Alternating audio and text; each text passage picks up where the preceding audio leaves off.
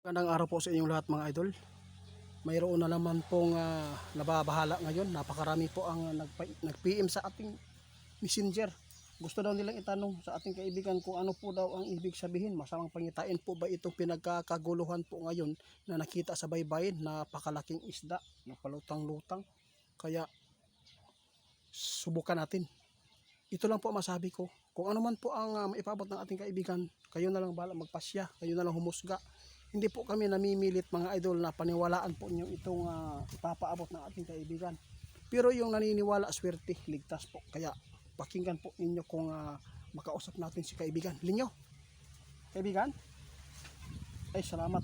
Kaibigan, na babahala po yung nagpaabot sa atin. Ano po ba ang ibig sabihin nito? Talagang nandun po talaga sa kanila itong isda na nakita sa baybayin. Ano po ba ang pangitain ito?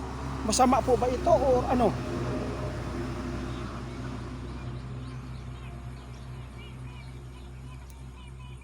Sure po kayo kaibigan? Guys, kahapon guys, mayroon pong paggalaw ng ilalim sa lupa, 3 bisis. Ibig sabihin nito, may lindol. Naku mga idol. Pero, yung isda kaibigan, ano po ang ibig sabihin nito? Ay salamat. Guys, wala silang nakikita sa isda na masamang pangitain. Talagang mayroon talagang karamdaman yung isda na yan. Kaya yun po ang nangyari doon sa baybayin, no? Nakita ng mga tao, ma'am. Huwag kayong mag-alala po sa sinabi ng ating kaibigan. Wala po talaga silang impormasyon. Kung mayroon ba daw silang impormasyon, wala na. Hindi na sila maghihintay na kayo pa ang mag-message po sa amin. Salamat kaibigan.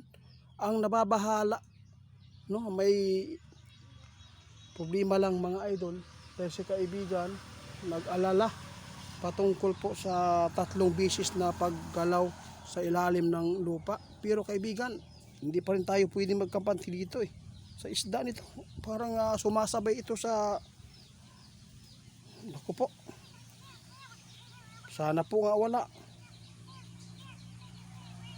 Salamat guys. Dasal lang po tayo mga idol na sana walang mangyayaring masama sa Pilipinas patungkol sa lindol, no? 3 beses po ang sunod-sunod, kaya pakinggan po niyo si kaibigan uli mga idol, mga babala po niya.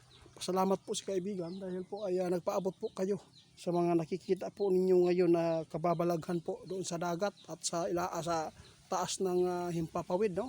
May mga sign po talaga na ipinapahiwatig.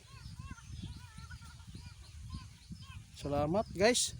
Report pala kay Ghost Hunter 88 Fans 2.0. Scammer po yan mga idol. Sila po ang kumukuha ng video natin. Yung sarili po natin pinagsisikapan na mga herbal, ninakaw po nila. Kaya wala na pong nanonood sa atin, no? Kaya sa kanila. Oo, ingat po daw tayo sa mga scammer yan. Napakarami na. Nagpanggap-panggap na. Kumuha ng mga video para po makapag Gcash, dahil po alam po inyo mayroon tayong mga binibintang mga herbal Oo kaibigan, salamat. Ghost Hunter 88 Fans, talagang napaka-scammer talaga yan mga idol. Ingat kayo.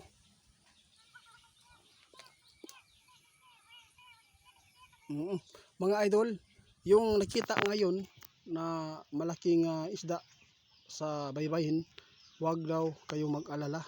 Hindi po daw masama ito dahil may karamdaman po daw yung isda, kaya nandun po sa baybayin. O iwan ko lang kung namatay po ba yun.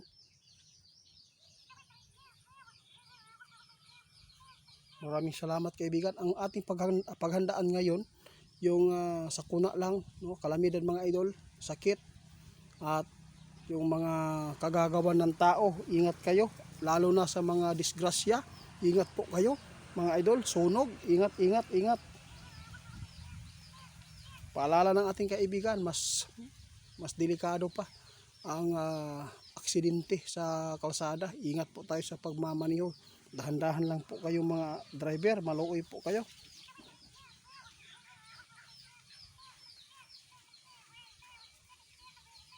Salamat guys. Magandang araw sa inyo muli. Si kaibigan, nagpapasalamat sa mga nagtitiwala. Kaya kung ano man po ang mga kababalagan po na gusto po ninyong malaman para mabasa ng ating kaibigan, wala po bang masamang pangitain o ano man yan, huwag kayong mag-atubili na mag-message po sa amin, no?